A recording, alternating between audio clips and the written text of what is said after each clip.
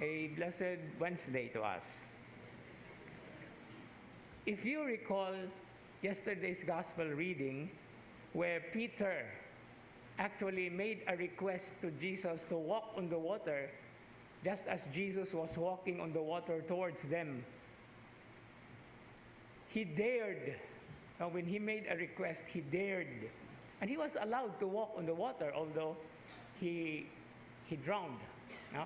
And there was even a joke to that. Why did Peter drown when he was walking on the water? Because Jesus said to him, "O man of little feet." No, so today's gospel reading is another dimension of that daring. What the Canaanite woman, according to the Gospel of St. Matthew, considered as an outsider, when she went to Jesus, she dared, no?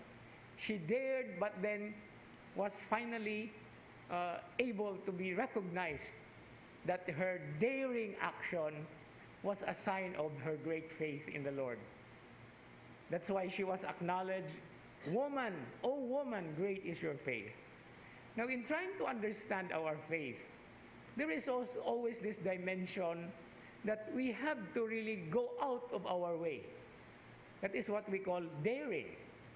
Although there are many different connotations of the word daring, di ba?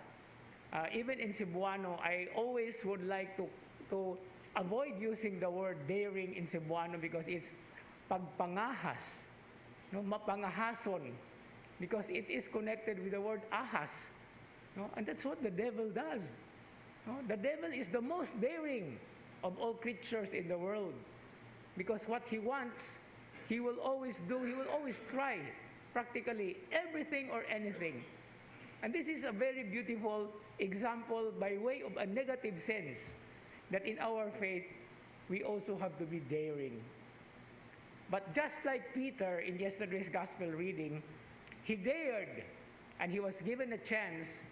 The daring that we have to show as a sign of faith always leads us to a realization that after all, we cannot do fully without Him, without God in our lives.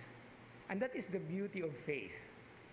We have to do what we can on our part and then realize that God can complete and can fulfill and can continue to and can make us continue to do what we desire. So dare, but in the positive sense of the word.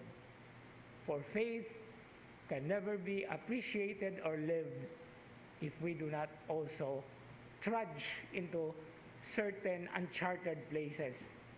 Because even in the dark, even in the uncertainties, just like Abraham, the father of the faith, he did not know where he was going. He was just led by God, but he dared and was able to enter into the very promise that God has given him. And through all generations, even continuously to our generation, in our times, God continues to lead us to where He wants us to be. In the good pastures, as it is said in the shepherding perspective, because He is the one who guides and leads us into everlasting places and into His presence. Amen.